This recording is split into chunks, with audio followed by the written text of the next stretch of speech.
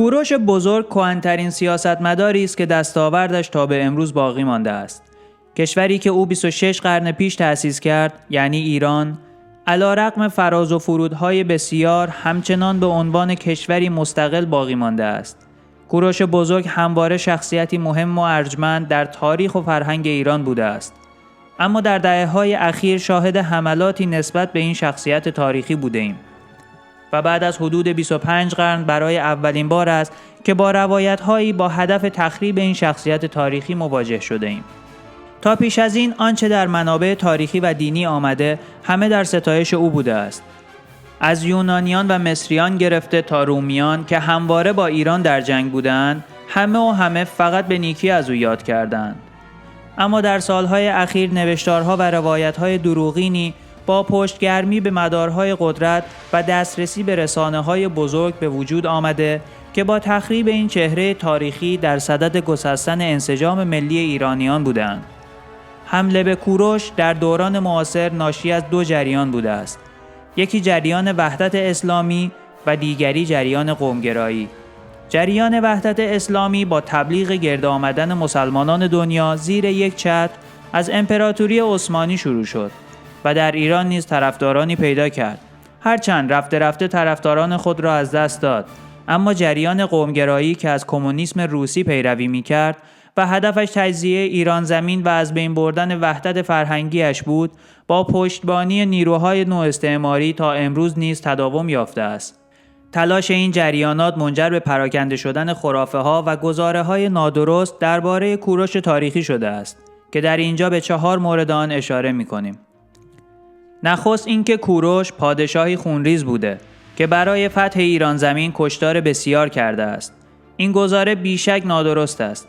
در تمام منابع باستانی از جمله منابع یونانی و عبری آمده است که یکپارچه سازی ایران زمین و کشورگشایی‌های کوروش تقریباً بدون کشتار و خونریزی بوده است. در دورانی که جنگ و کشتار برای شاهان امری عادی بوده و نابود کردن شهرها و به بردگی گرفتن مردم و کوچاندن اجباری جمعیت‌ها رایج بوده، کوروش هیچ کدام از این روش‌ها را به کار نبست و به همین دلیل شهرهایی که فتح کرد همگی دروازه‌های خود را به روی وی گشودند و مردمشان به هواداران سرسخت وی بدل شدند.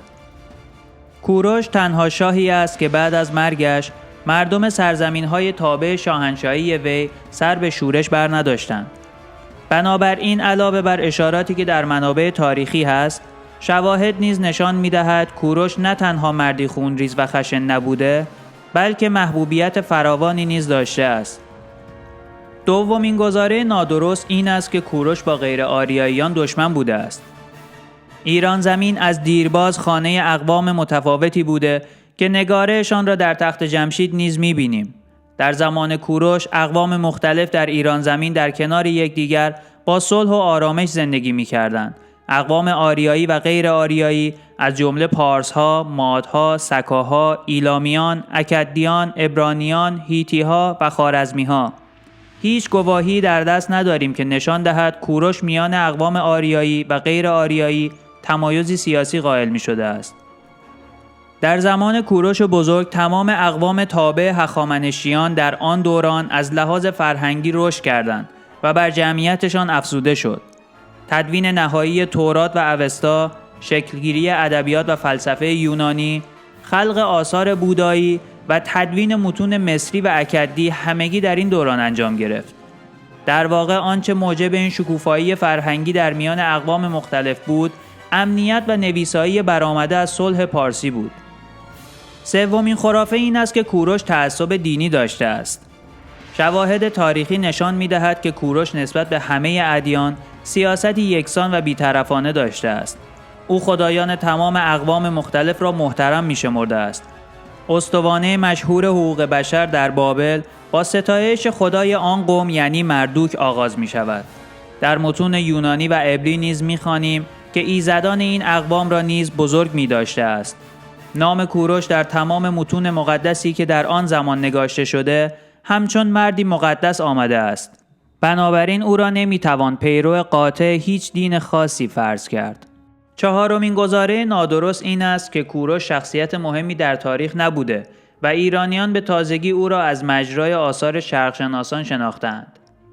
درست است که مستشرقان اروپایی در بازسازی روایت تاریخی کوروش مؤثر بودند، اما کوروش از دیرباز برای ایرانیان شخصیتی شناخته شده بوده است. یهودیان و مسیحیان ایرانی از مجرای عهد عتیق با کوروش آشنا بودند و مسلمانان نیز از طریق قرآن و تفسیرهای آن به نام ذوالقرنین که لقب کوروش بوده است این شخصیت تاریخی را می شناختند. همچنین روایت‌های مربوط به کوروش همواره از طریق اشعار فارسی نسل به نسل منتقل می شده است. این چهارگزاره نادرست تنها بخشی از روایت‌هایی است که خرافه‌های نامستند را به شخصیت‌های تاریخی ایران نسبت می‌دهد. این روایت‌ها سعی دارند چهره تحریف شده از شخصیت‌های هویت‌ساز ایرانی ارائه دهند. شکی نیست که کوروش نیز مانند همه انسان‌های دیگر دارای نقاط قوت و ضعفی بوده است. اما آنچه درباره او گفته می‌شود باید همواره با استناد به منابع علمی باشد. تمام گزاره‌هایی که خارج از این دایره باشد سست و مشکوک و اغلب دروغین است که با اهدافی سیاسی و ایدئولوژیک تولید می‌شود و ساده‌لوحی و نادانی مردم به پراکندن آن دامن می‌زنند.